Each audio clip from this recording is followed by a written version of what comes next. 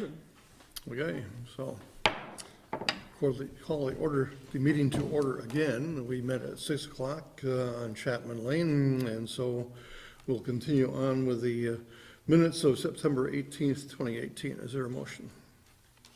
Move we accept the minutes subject to modification. Second. Page 1.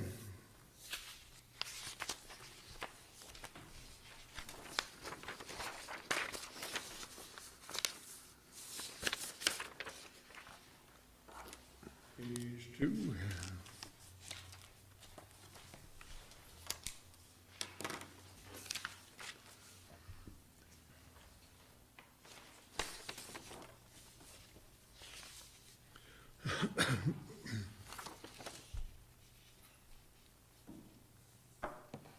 Page 3.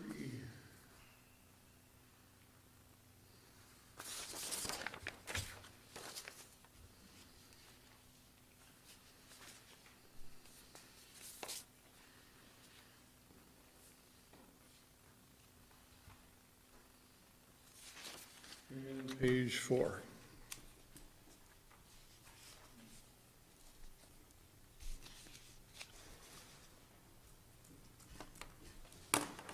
Hearing no corrections or anything else, all those in favor of approving the minutes of September 18th, 2018, say aye. Aye. Aye. Any opposed? And one abstention. Joy? This is time for public comment, so if there's anyone in the audience who wishes to make a public comment on any issue, this is your time to do so.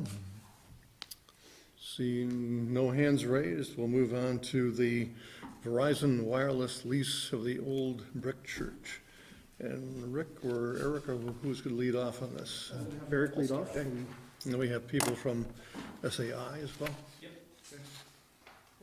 So the town's been approached by Verizon Wireless with a proposal to install cellular antennas inside the steeple of the old brick church. It would be part of a lease agreement where the town would receive $24,000 annually for that space. The antennas would be inside the church steeple. They wouldn't be visible from the outside. There'll be additional control panel equipment that would need to be located inside the old brick church. In your board packet, there's some conceptual plans with these pieces diagrammed. The old brick church trustees met last week to discuss this proposal, and the trustees would 4-1 in support of this, and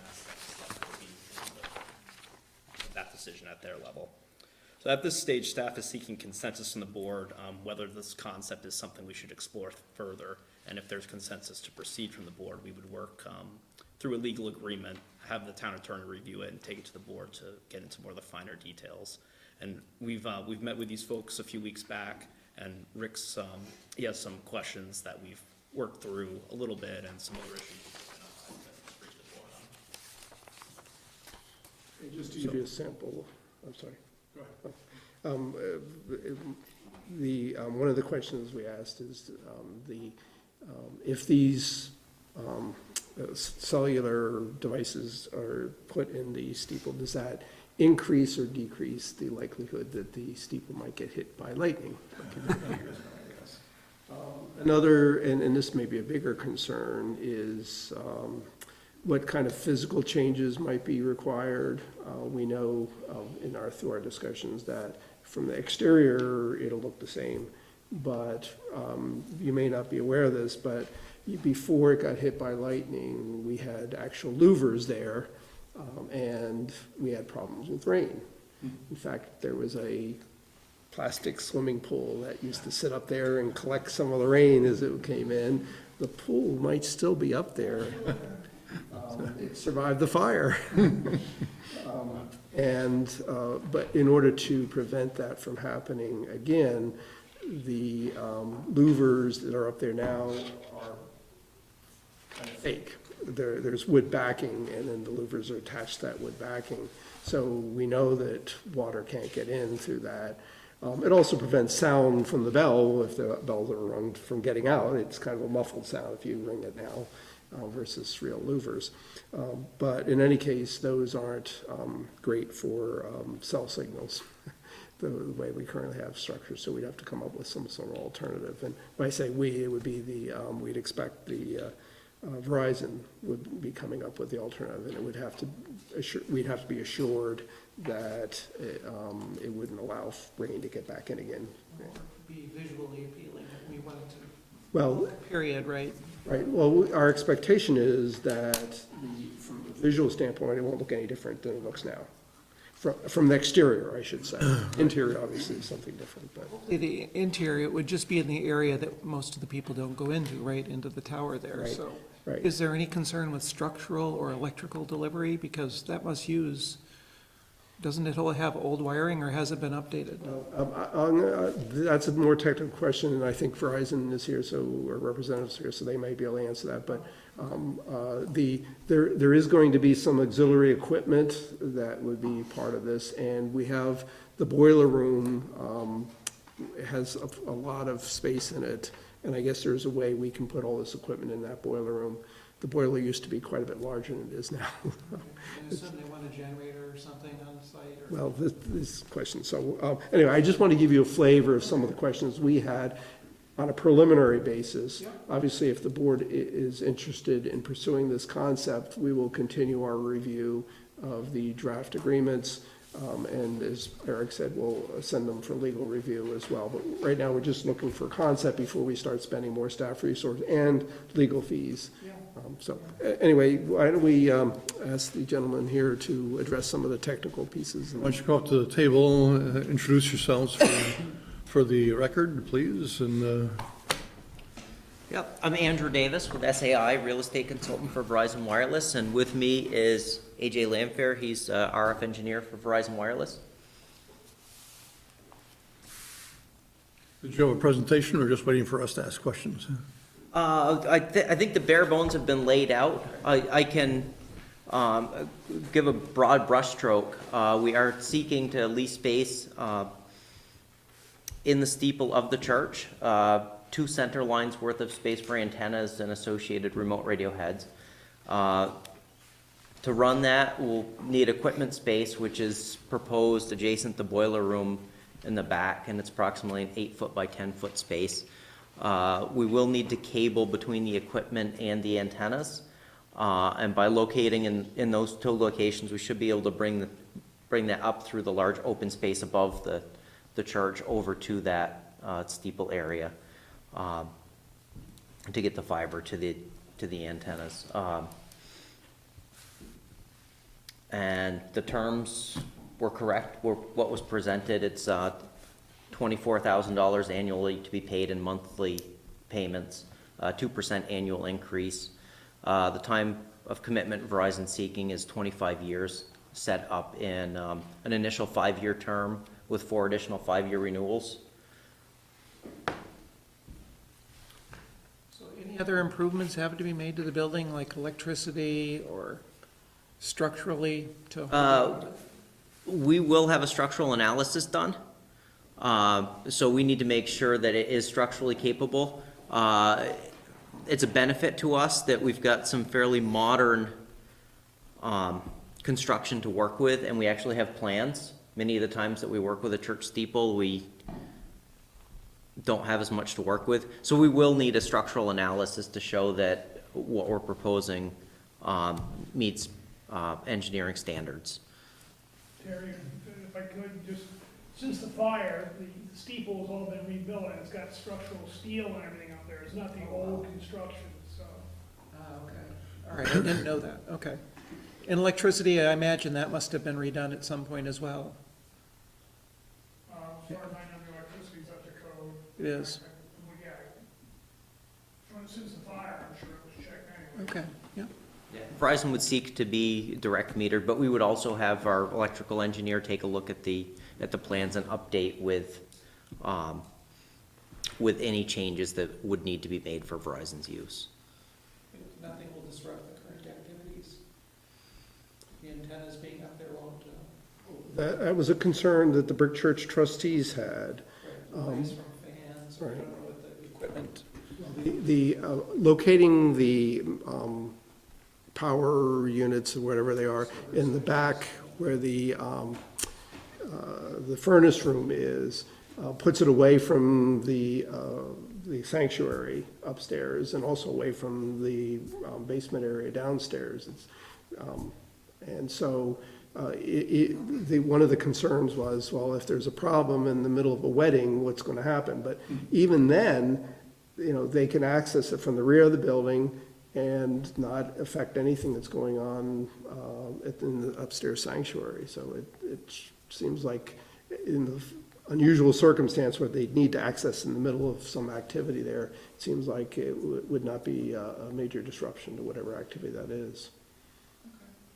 No air conditioning requirements or controlled environment? Servers and switches? We'll have the engineers take a look at the amount of space there together with the equipment.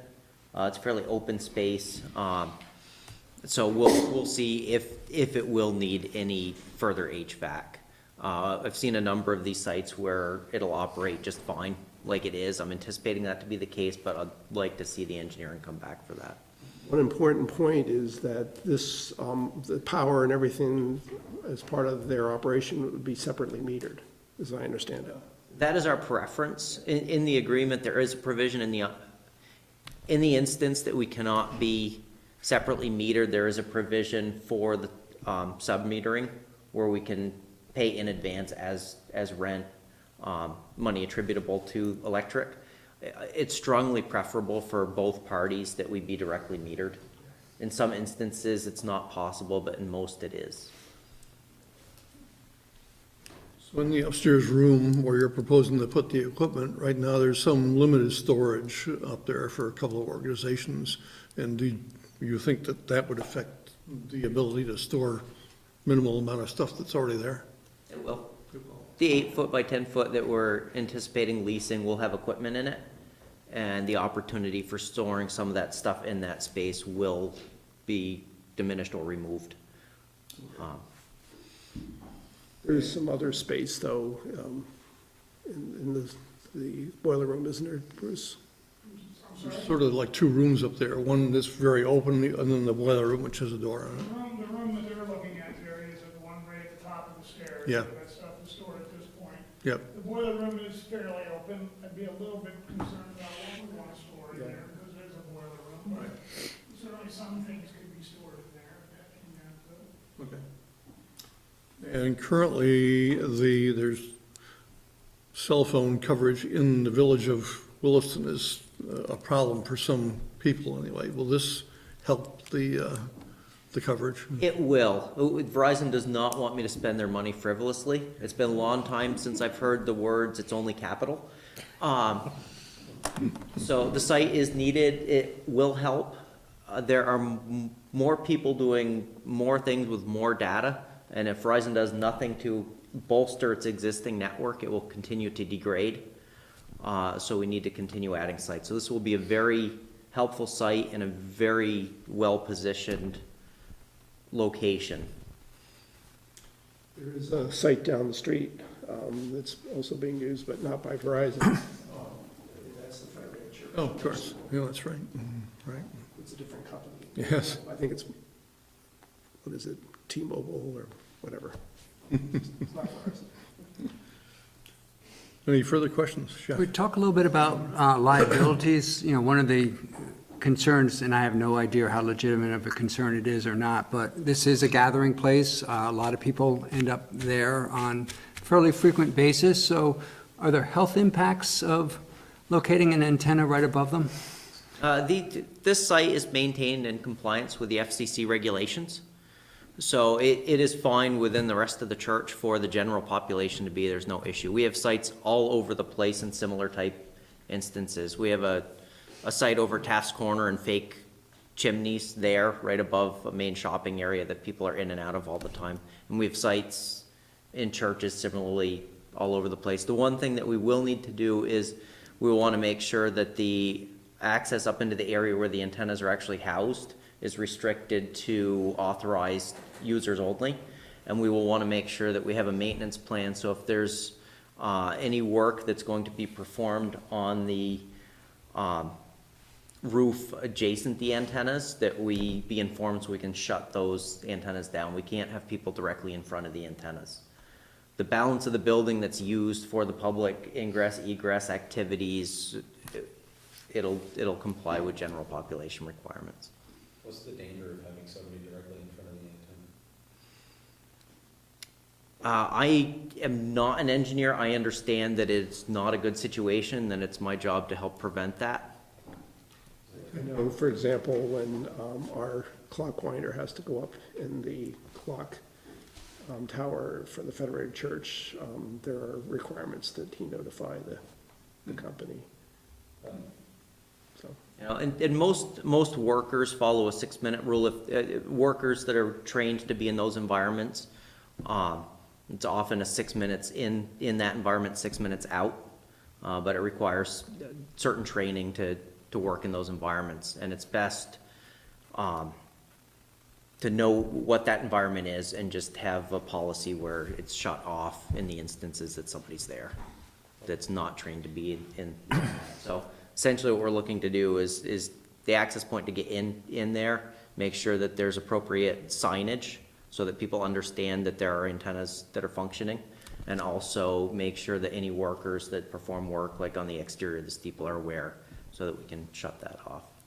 of course, the antennas themselves are actually up in the steeple, so generally we wouldn't hardly, you know, it'd be very, very rare that we'd have anyone up there.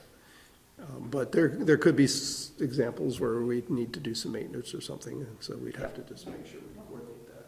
How far from the steeple is that an issue? Like if you were working in a tree or chopping limbs off, are there any trees left around the, No, actually, the big tree that was Great. closest down. It's gone. I mean, that is a question. Let's say someone is on the, we have a balcony area in the sanctuary that's a little bit closer, you know, is that, Underneath the antennas, there's not gonna be an RF issue. Yeah. It's when you're directly in front of the antenna, because it's a directional panel and the RF is being transmitted forward. You can stand behind the antenna with zero effect. It's when you're standing in front of it, you're actually in front of the transmitting antenna. And that's what we want to protect from. Yeah, and we will, as I'd mentioned in that meeting, I can have a third-party report done that demonstrates what areas would be required for us to be notified to shut it off, so that we can incorporate that in an RF safety plan, so that we have the ability, if you have workers, so they can understand, okay, are we in it or out of it, and do we need to shut it down? And it's a pretty simple process to coordinate shutting it down, and I've recently gone through that process with an educational institution in the state, and I can ask for their permission to share some of the correspondence on that if you'd like to see it. Sure. It's pretty much a series of emails that let folks know when it's on, off, and when it's their maintenance work. as long as there's proper signage in the area, I think that would be the key. So the takeaway is these types of installations are occurring in a godzillion places across the US, A lot. basically, okay. Somebody mentioned the concept of emergency power. Will you need a source of emergency power? We would like one, then, in this instance, I think we're able to design without it, but our strong preference is to have the ability to back the site up. So would that mean, what would that mean? There's 3 different levels. There's some battery backup that's generally included anyways. Okay. That'll take it for a certain amount of time. And it would, even in the case of a generator, would be required just to get the handover time to the generator. A generator would be another layer, like a fixed permanent generator, or another alternative is a plug located where in an outage, we can bring in a generator, plug it in, back it up, at Verizon's discretion if they need to back it up in those instances. So has that decision been made with this site yet about the need for emergency power? I still have some finalizing of that, but all indications are we might be able to design this without it, but it's still the Okay. preference to obtain those rights or at a bare minimum, have a plug. Yeah, we might have a problem with a separate outside generator, but a plug, certainly we could, I'm sure we could work something out on that. Just thinking, I mean, I get it, if there's a power outage, you know, and the wedding's going on, the wedding's gonna be affected by the power outage. But on the other hand, I'm not sure they'd be thrilled with the generator going on at the same time. We have other concerns, there's some homes nearby. and- Okay, so Yeah, in that's, addition to that, it's quite a historical thing. What we're proposing really can blend in very well, given that that steeple's been redone and that we can replace those louvers with an RF transparent louver. but we also have to pass the State Historic Preservation Office. And I think what we show today would pass muster. The generator, I could see them raising an eyebrow to and having to find. Then my last question is, if there is work that the town needs to do on the steeple, in the agreement, will it address who's responsible for removing the antennas and that type of work if that's necessary? And the reason why I bring this up is the field I work in deals with structures that have antennas on them. And those municipalities that don't have a clause that addresses this sometimes are ruefully awakening when they have to do something like paint it and find out they have to the cost of removing and reinstalling the antenna. So I just would like that to be addressed as part of the agreement. Does that make sense? It does make sense, and I am aware of those issues on certain other sites. On this particular site, luckily, I think the opportunity for conflict is more reduced than in other installations that I can picture. However, I get the town not wanting to have the tail wag the dog in the sense of maintaining its property. I think we can probably find a way to do that and maybe incorporate that. We just have to make sure that we have the opportunity to coordinate that, because once this is functioning, shutting down for certain durations can be undesirable. Oh, I get that, yes. And given the newness of that construction and the unlikely nature of it to be redeveloped in some different format, a developer, I frequently will deal with a redevelopment clause because some use might supersede another. With a historic building of that nature, I would assume that it's less likely to be redeveloped in its entirety, unless there's a complete casual loss of it or something. But we can work on that concept and Okay. make sure, at the end of the day, you'll either approve this or you will not. Right. If that's a sticking point, then it won't get approved. And Rick and Eric, you understand that? Oh, yes. Okay, great, good. And Bruce, too. Yeah, and I get the concept. I can certainly hit the table and Okay. find a way to either get that to work or understand that we won't. Other questions? If not, then do we have consensus to go forward with the concept and then to be brought back before us, before it's approved? I'm good. Okay, good. Thank you very much. Yeah. Thank you. We got a few minutes before the public hearing starts. Let's go on to number 8, the VAST agreement. And Rick, are you talking about that? I'm going to let Eric do that. Okay. This is an annual agreement between the Williston Hillhawks Snowmobile Club, public lands that permit snowmobiles on trails that cross town lands. Select Board has approved this, subject to conditions suggested by the Conservation Commission and Public Works in the past. In your packet is the agreement for this upcoming winter, this fiscal year. I checked with Melinda Scott, the conservation planner, what's changed from last year's agreement, and very, very minimal, maybe a few commas and non-substantive words here and there. So asking the board for a motion to approve this agreement to authorize the manager to sign. Questions for Eric? Then a motion would be in order. Move to approve the use of public land by the Williston Hillhawks and the Vermont Association of Snow Travelers and to authorize the managers to sign an agreement for such use for the 2018-2019 season. Second. Is there any discussion on the motion? Just that they used to come in and ask in person. Yeah, what happened to that? That's true. Long Good time point. ago. Long time ago. What's that? The Hillhawks would be here in person. Right, I remember, yeah. The only other thing I'd say is I noticed that they don't have a president, they have a master. I noticed that too. I was actually wondering what his name is because there's no printed name on here either, so I can't read that. It's underlined Hillhawks Master. Yeah. I thought that, Kind of like it. yeah. We can figure that out. At our next time we have a select board organization, we should decide if our chair should be called the master. That'll be in the rules of transmission.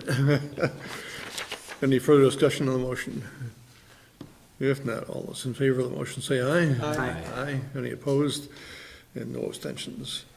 And I think we can go on to item number 10, the credit card limit resolution. So, Eric, you're doing that one too? yep, I'm Okay. getting that one.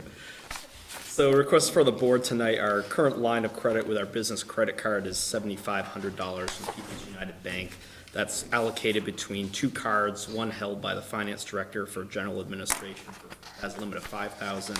The other's held by Marty, the library director, for $2,500. Request is from Chief Ken Moore of the fire department. This additional line of credit increase of $2,500 would be allocated to a card for the fire department.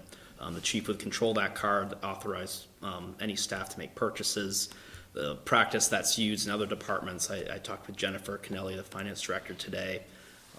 Someone uses the card, they have approved purchase by the director, receipts are collected, and then that card is reconciled at the end of the month. People's United Bank, that has our business credit card, requires the board to pass a resolution, and that resolution is in your packet tonight if Questions for Eric regarding the credit? I'm totally okay with the idea, but I'm just curious, what type of purchases would they be using the card for? I think, I didn't spoke to the chief directly about this, but I think general supplies, maybe some things that they need to order online that may be more expeditious to pay with a credit card. I can't imagine if it's only a $2,500 limit, probably no major piece of equipment, but. Sometimes conference registration or workshop registrations are handled online, and you need a credit card for those, so that's another example. Right, and you guys are good with the concept? As recommended by our finance director, yes. Okay. Any further questions? Motion would be in order. I'd move to adopt the resolution as presented to increase the People's United Bank business line of credit to $10,000. Second. Any discussion on the motion? Hearing none, all those in favor of the motion say aye. Aye. Aye. Any opposed? Let's move on to financial management questionnaire. And that's something that Deb has prepared for us in the last several years. The board has a copy of that in the packet as well. This is required that the town treasurer and state statute complete this, and the board is given a copy for review. We just ask for a motion to acknowledge receipt of this for the fiscal year of 2018. Questions for Eric regarding this? In Deb's letter memo to us, she mentioned something called the CCSPA as requested by the town manager. What is CCSPA? Chittenden County Public Safety Authority. Oh, okay, good, thank you. Any further questions regarding the questionnaire? You're quick, good pickup if you're right. That- Typo. Chittenden County PSA, right, public safety rather than PCA, right? But No wonder I didn't recognize it. Yes, I guess. If there's no other further questions, then the motion is in order on this one too.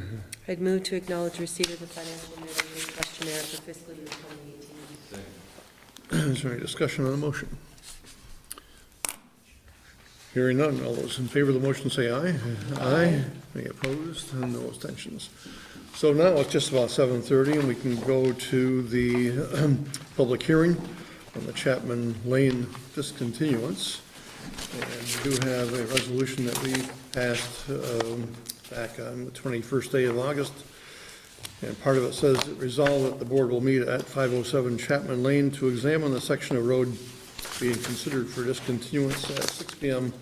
on Tuesday, October 2nd, 2018, and further resolved that a hearing to receive comments on the proposal to formally discontinue a portion of Chapman Lane in accordance with Title 19 of the Vermont statutes to be held on October 2, 2018 at 7:30 p.m. So we are in the public hearing part of this, and Rick, are you going to lead us off just with what we're doing here tonight? Just I'm going to let Eric Eric handle it. again, He's doing a great okay. job, and we'll keep that. So I think we've hopefully signed off on the site visit earlier by now, but this is required in state statute whenever a town is going to, you call it, discontinue a section of a roadway, is to have an opportunity to have a public hearing, if there's any concerns from the public regarding the town taking that step. So this would be about 150 feet long section of roadway the board looked at earlier this evening. It's the end of Chapman Lane where it dead ends and turns into a driveway. It's still a Class 3 town road the town's been maintaining for a number of years by contracting out the plowing work. The town would give up its property rights, and they would go to the adjacent landowners if the board moves to discontinue this section of roadway this evening. Thank you. So is there any member of the public here tonight that wishes to make a public comment regarding the discontinuance? This may have been on the board when this first came up. May have been, but Perhaps Attorney Roy could fill us in on In re Bill and the trouble that he caused with that precedent. oh, Ancient roads issue. if there's no one here who wishes to speak on the public hearing, then a motion to close the public hearing is in order. I move to close the public hearing on continuing a segment of Chapman Lane. Second. Is there any discussion on the motion? All those in favor of the motion to close the hearing, say aye. Aye. Any opposed? Then we'll consider the discontinuing a section of Chapman Lane. Are there questions for Eric or Rick on this, or Bruce? Just one minor thing. Eric, in your memo to us, you mentioned it's 1, 2, 3, fourth paragraph down.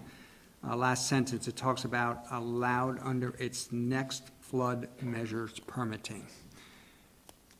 Could you explain that?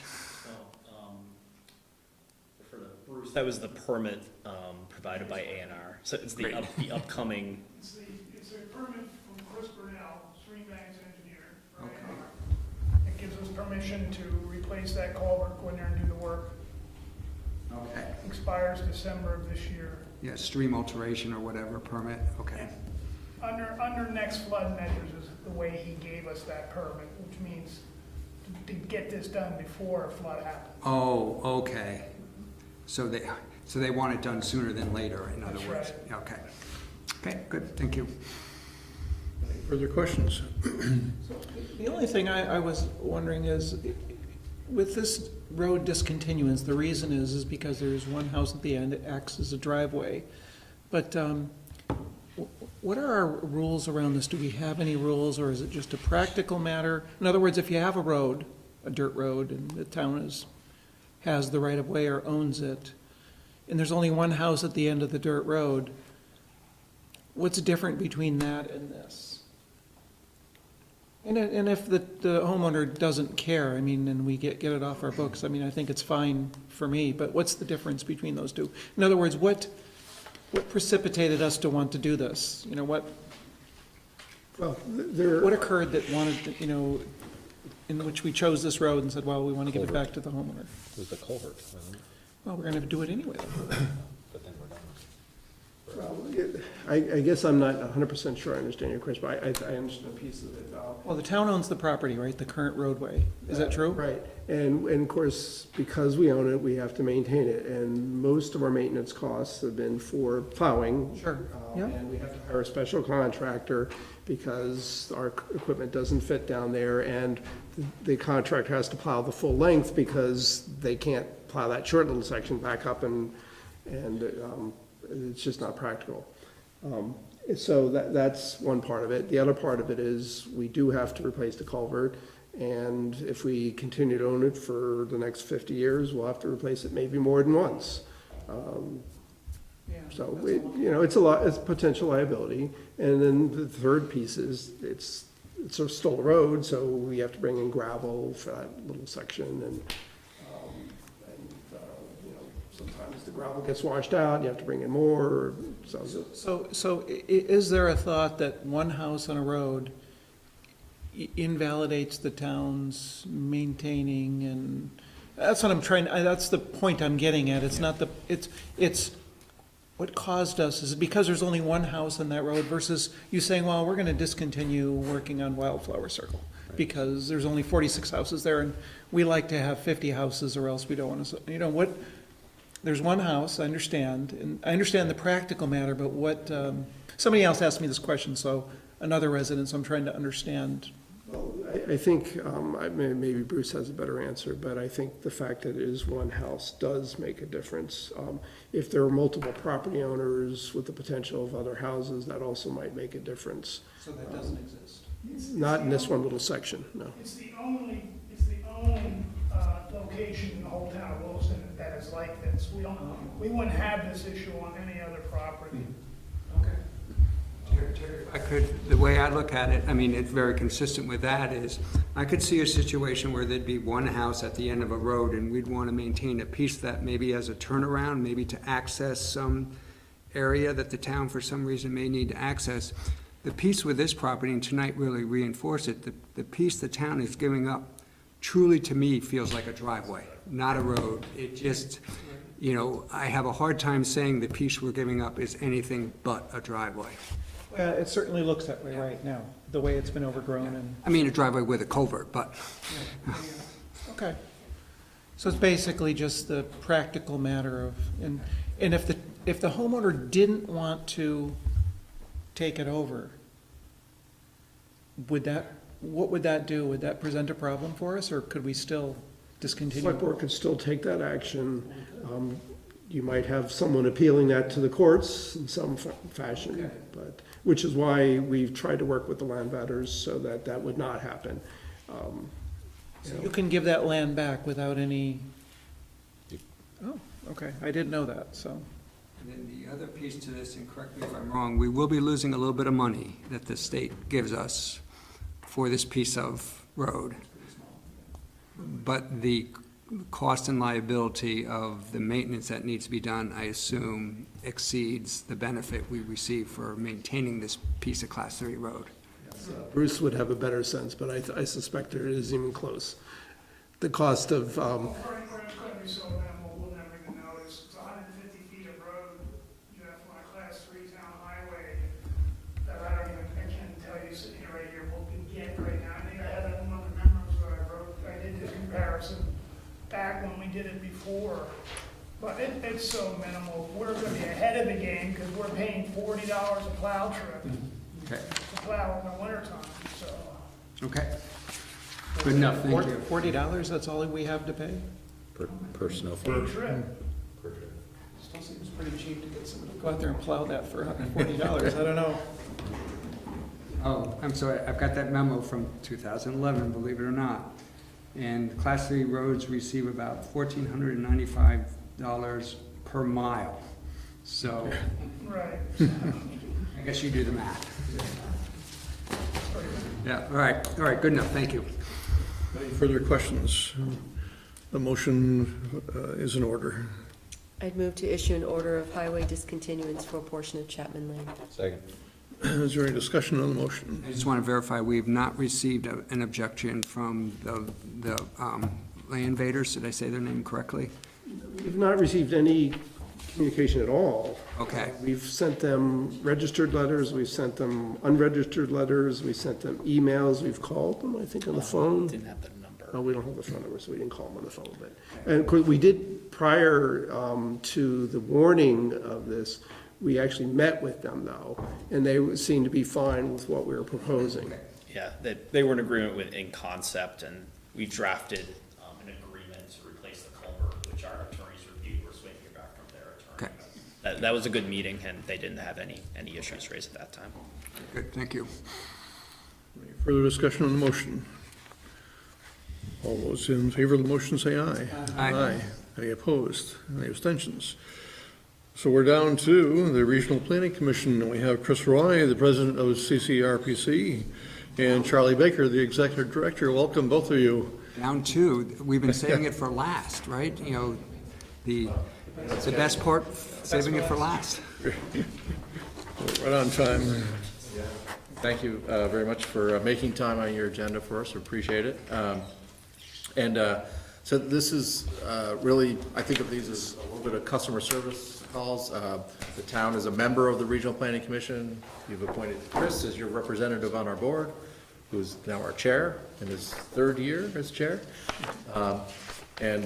So really, partly I'm looking for any feedback about, our services to the town, positive or negative, things we can improve on, but also just to kind of check in and see if there's other things we can help the town with. I think you got our report in your packet.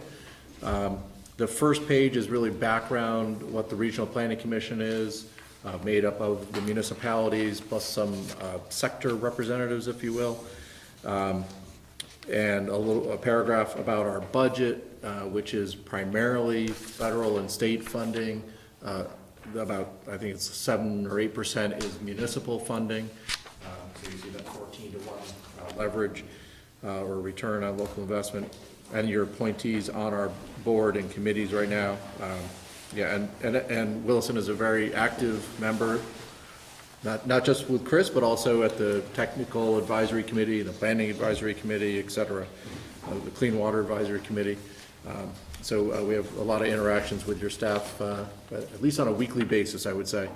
The next 2 pages, and I think this is the longest list I've seen as I've gone around the county, for better or worse. I don't know if that's good or bad, but there's probably multiple dimensions to that. But is the list of specific projects that we've undertaken in FY18 with the town of Williston. I'm not going to read all of these individually, but definitely a lot of transportation studies, looking at traffic calming or sidewalks, looking at your impact fees, looking at a transportation improvement district around exit 12, and then some water quality things, emergency management things, the municipal roads general permit. Happy to answer or try to answer any questions on those or get any feedback on any of those efforts. Are you ready for questions? Yeah, sure. So I just had a quick question. I was looking at the different traffic studies you've done, and I noticed, something like Brennan Woods cost us, I'm gonna go, I can't find it right now, but off the top of my head, like $15,000. And then Maple Street cost us $30,000. Now, maybe it's just dollars to date or something, but it just seemed like Brennan Woods that's a big area to evaluate, and then Maple Street's just a little tiny thing, and I was just surprised I would have thought they would be the other way around, I guess, in terms of cost to us. Yeah, it really depends on what the study is looking at. And so, I'm sorry, you were looking at the Brennan Woods for 59, what was the other one? Maple Road. Maple Street. Yeah, and I think, the traffic calming one, may have just been a little bit less as we look at traffic calming issues as opposed to when we're, because that's within the right-of-way. When we're looking at a sidewalk study, we may be getting into issues of right-of-way and more design aspects related to the sidewalk, but I think it kind of just depends on the scope. And so lots of these, we don't fix the cost at the front end. We're going to the engineering consultants and say, give us a quote, how much would it cost to do this scope of work? So that's kind of how it turns out. And just for clarity's sake, because it's not clear in this, the town is only ever paying 20% of these costs. Right, I understand that we get benefit from the Yep. Regional Planning Commission, but, so the contract amount for these different studies is the number that's in there? Yep. Not what we've paid out? Right, that's the 100% cost of the project, and you pay the local match or 20% of that. Okay. Just wondering if we had any standard for, per mile, per quarter mile, for these studies? It just seemed a little lopsided in terms of. If I ask my staff, they can ballpark it a little bit, but it's always gets refined when we actually get the specific scope of work in front of a consultant. And it's very location specific. And I've looked at both of these, and I think it probably has to do, you'll recall, with the Maple Road study, they were looking at sidewalks on one side as opposed to the other, and where driveways were and the like, whereas the Chamberlain Lane, Brennan Woods was more purely how many cars are going through, how fast are they going, and what can you do about that? So I do think there was more sort of engineering, design-like work that was done with respect to the Maple Road report. I know they, at the end, they recommended nothing, I think, to do. They don't do anything in Maple, and then they are doing things on, at least, I think we're doing things, maybe temporary to start on Brennan, but thank you. Yeah, no problem. Before we move off of this, could Yeah. you talk a little bit about the real-time traffic information project? Yeah, so, and this is listed under Williston, you may I ask assume why. it's countywide. Well, it's not really countywide, it's 5 specific corridors, which include 2A and 2. Okay. Which is why it's captured under your town report. But you see it's, $1 million, or close to it. And a lot of that was testing on Route 2 initially, and then we did 4 other corridors. And it's really devices that are, I think, monitoring Bluetooth activity at this point, and really tracking speeds and travel times from point to point. And it's really going back into V-Trans's traffic control system. So a couple things with that. One is to be able to get traveler information out, like if a crash were to happen, they can get that information back out to the traveling public in the ways that V-Trans does that. It might be a message board, it could be text, radio, all those communication tools. But that's what it's intending to do. So this is, early on in some of getting more technology out on the highways. I think another project that's not listed here that we didn't really do, but V-Trans did, was upgrading the signals along 2A to make them more recent technology and, more adaptive and responsive to actual traffic conditions. And I think we're gonna see a lot more of this kind of investment as we try to use the existing infrastructure more efficiently. Okay. And I think it's kind of a neat idea, but I do wonder if the folks who are worried about, protection of their personal data, if there's a concern at all about, it talks about anonymous tracking of Bluetooth devices. Yep. And I'm just curious. When it says anonymous, you're worried that maybe that's not true? Big Brother, yes. Yeah, and so that is my understanding of the technology. Is it's it's getting signals, but it's not going in and identifying anything where it knows who it is. It knows that there was a device that traveled down that road maybe for that long or that speed, but it doesn't know anything more about you or who it is or anything else. And not my field especially. I don't know if somebody could figure that out or hack in and get past, a certain point and get more information. Smarter people than me may be able to give you a better answer than that. But to my understanding, and it was important at the outset of this that it be anonymous, that it wasn't tracking any individual information with respect to travelers. Okay, good, thank you. No, it was an initial concern when we saw that or looked at that project, was like, there could be some scary reactions to this. So we're trying to do everything we could to minimize those concerns. Any other questions on specific projects? Then I'll flip the page. I don't know how to characterize this page. So this is the list of projects. I'm sorry, this is always a special conversation. It'll be shocking to those of you I served on the select board that I continue to regale them with respect to various and sundry transportation projects, so it continues to be a running joke of mine. We appreciate it. So this list, sorry for those of you watching at home who don't know what we're looking at, is a list of projects that are in the capital program with V-Trans and are also in the regional transportation improvement program. And I think the reason, some sort of dark humor, is a lot of these projects really came out of the CERC alternatives process. And so a lot of them say scheduled to be determined. And so, I think this is an ongoing challenge that is pretty particular to the town of Williston. that you have so many of these projects where the schedule is to be determined. I think it is, something, with Bruce and with other folks at the town that, we need to keep monitoring with V-Trans. And, Chris and I were talking earlier, I don't know, the last time that V-Trans came in to talk to the town about the status of these projects, if that's something that maybe should happen again. Let me know. Happy to take some of that feedback, and maybe even, even pretty soon might be a timely time to poke that issue with V-Trans, because they are putting together their FY20 program, over the next month or two. And I'm happy to make that ask. I think the answer is yes. Quite sure I know what they're going to say. Yeah, well, I think. Same thing they said 6 years ago, right?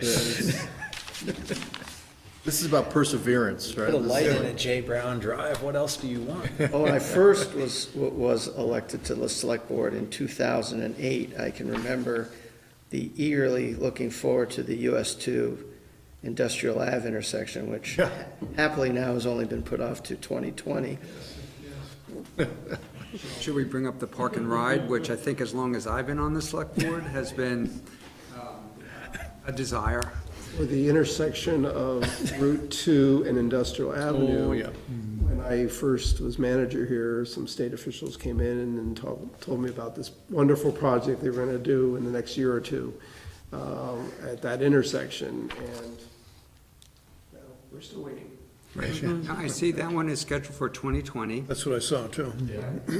which is good. But the question I have is that the project that is going to make Williston have to replace the water main?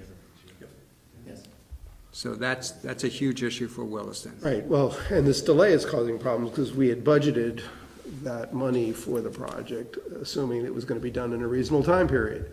And as this drags on, that number becomes more and more suspect. We'll have to take a look at it when we do our budget this year to see if it needs bolstering. But we do have some money put aside. Yes. If you're, and just a little quirk in this, we had decided that a portion of that project, most of it would be paid by water users, but also a small portion paid by the town because of, there was a lot of rationale that went into that decision, but the town was viewing it as a benefit separate from the water department. And so it eased the burden a little bit on the water department users.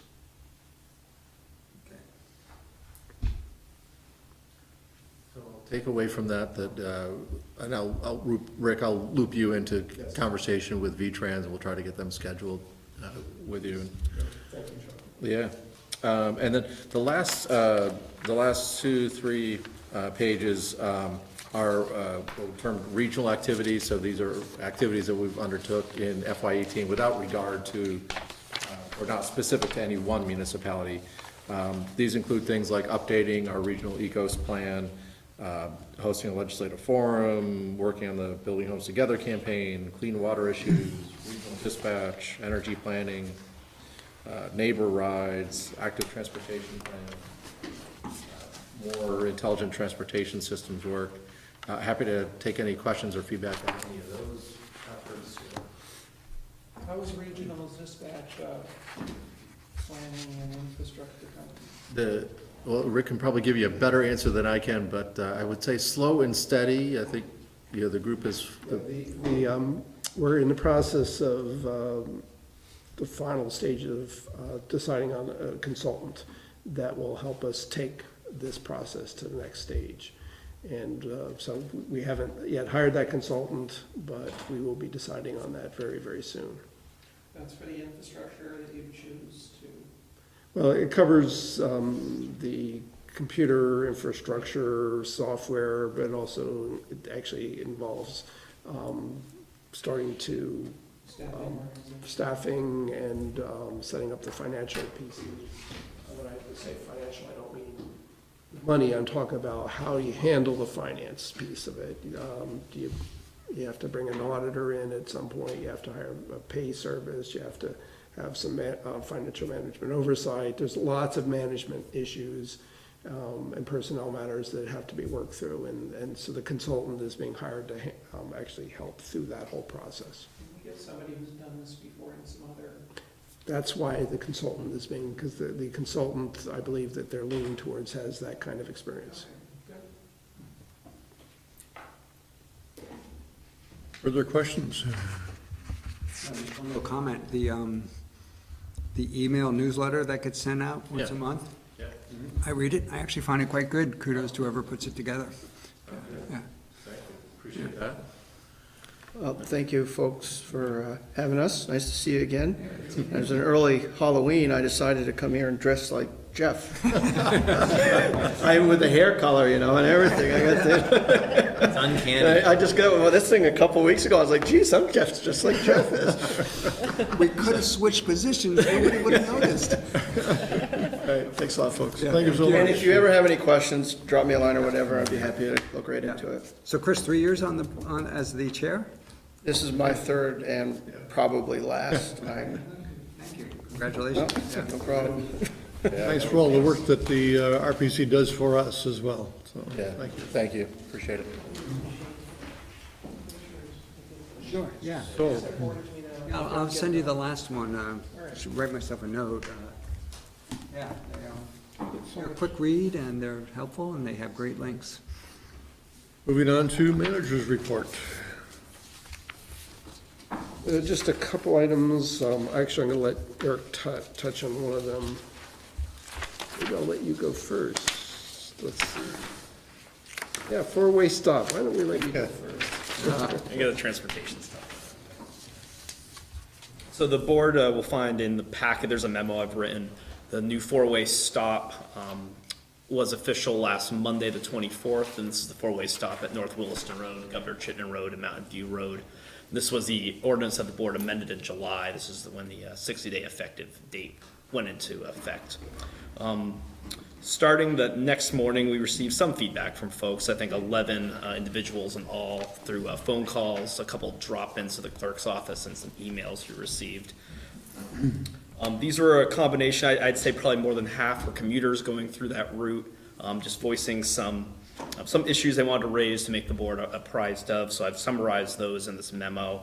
I'll just run through them quickly. Commute times were longer than they were accustomed to. I know some wait times were 10 to 20 minutes, as I was told that initial day. Since then, I've heard those have decreased.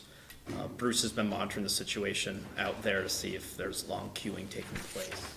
But I'll say since last Wednesday or Thursday, my phone hasn't rung. I haven't received any additional emails on this topic.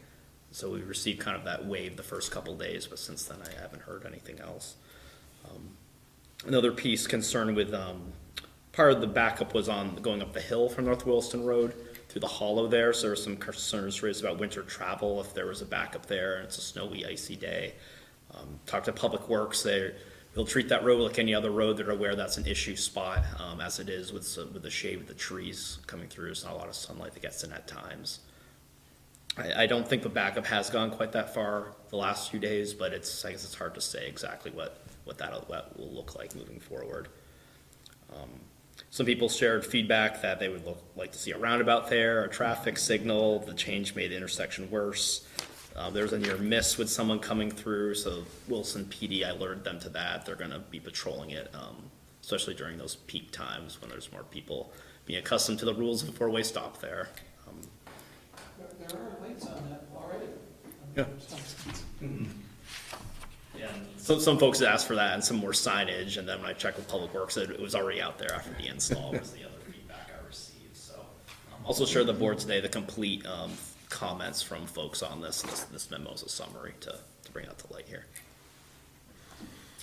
We are creatures of habit, and we tend to not alter our times we leave house to get through the traffic, and you'd be amazed what 5 minutes will do, either one side or the other, so, yeah. You know, that's totally understandable. I know I'd be in the same situation if it was me who was being held up. On the other side, the one thing I will add, as you guys know, I consider that my intersection, and it is a heck of a lot safer to get through that intersection now than it was. my personal opinion. When I made the left turn to go to Chapman Lane, I thought it was just like heaven, just, wow.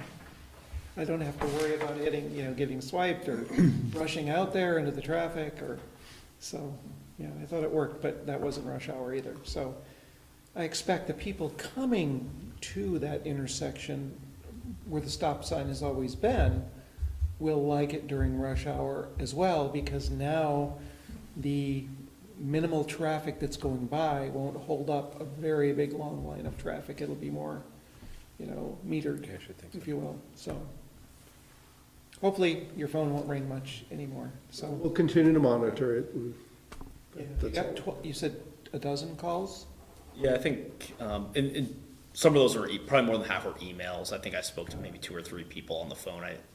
I just asked staff to direct any calls to me to have one point of contact that day. Speed bumps or humps or tables. Just, I had planned this, that I was gonna be out of town when this happened. So I didn't get any of the calls. I did get an email, though, I think, I forwarded to Eric. Any other questions for Eric? Okay. I had a couple items to touch on that weren't actually in my written report. I just learned today that we have scheduled the closing for the solar panels that are behind them. That's scheduled for this Friday, so we will own them as of Friday. We'll have to make sure all the water bills are paid on it. That'd be a good idea. And I finally have arranged for a facilitator for the October 23rd select board retreat. Cindy Cook is the facilitator. Some of you may recall she did a lot of work when we were going through the CERC alternatives process. Yes, She okay. was the facilitator with that, so she does have some experience, and she's currently living in London, so she's agreed. She may be contacting some of you just to get a better sense of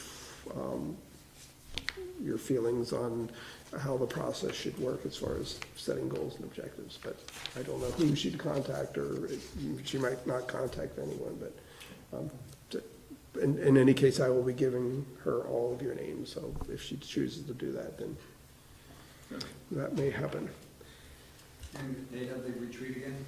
It's the 23rd of October, Tuesday, and it'll be starting at 5, yes, and dinner will be provided. We'll have a dinner menu probably in the next week or so. So that's it for my this evening. I will have a formal written report on the conference I attended, and actually I already have it drafted, but I just got it done. And but it was a good conference, great attendance. I think it was the 3rd highest attended conference in the 104 years they've been holding them, and I have a lot more to report in my written report, so I'll present that to the board at the next board meeting. Thank you. So we have other business. We do have a catering permit and 2 special events permits that are requested.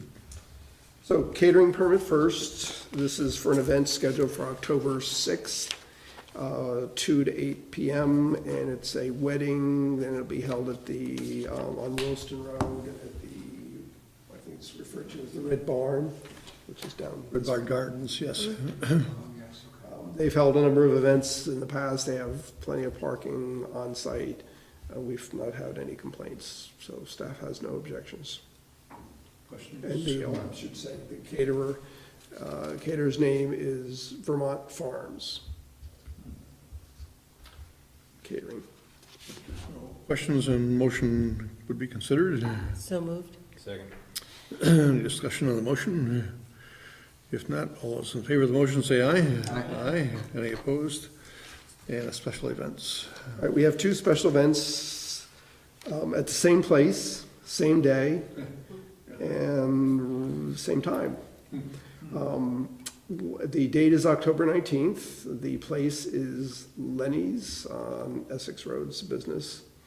And they are having, I guess, a big sale or something. And one of the special event permittees that's requesting a permit is Halyard, excuse me, Halyard Brewing Company. And they, I guess they produce beer. Ginger beer, okay. So it's Halyard Brewing Company for October 19th. And the time is roughly 4:30 to 8:30 or 9. Any questions? So this is at Lenny's. Yes. I'm a little confused about the concept, I'm sorry. I want to make sure I understand what we're approving before. They do a tasting as a promotion for their company, and Lenny's, I guess, does it as a promotion for their sale. And they have like little tiny cups. Would it be indoors, outdoors? Indoors. Indoors, okay, so we'll have good control.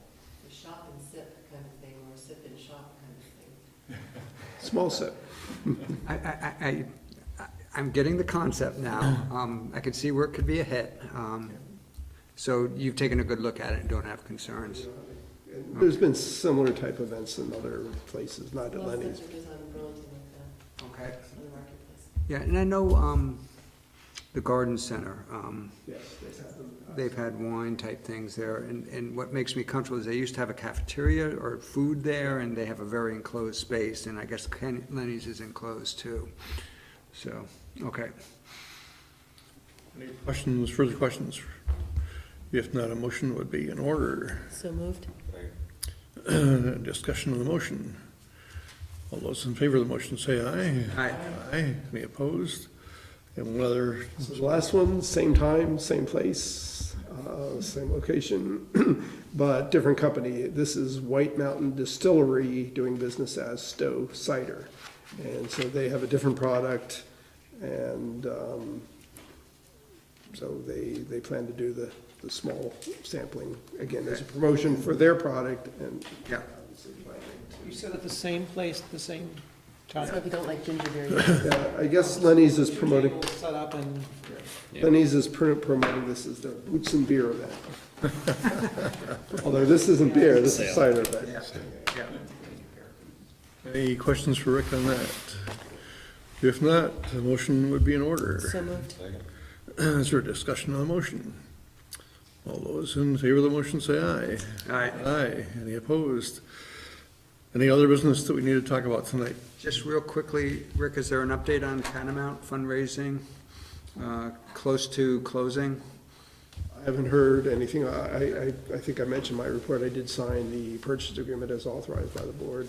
But whenever I asked Kate the question, she said, well, she's still working towards the end of this calendar year, before the end of this calendar year. She did say, what was the other thing? She is working on getting that $200,000 grant that we've talked about. And she and Melinda, I know, have had a conversation over the last week or so, because the application period is coming up soon, so that process is getting underway. But I don't know about the fundraising issues. I know there's some issues concerning the appraisals, that they have to meet the federal standards, and they've been working through that too, so that's part of it. All right, thank you. Any other business? Hearing none, going once, going twice, we're adjourned. Not be a record, but it was a good job tonight. Well, we started early though. We did. Yeah. it was a short start. It was an odd meeting, those double header type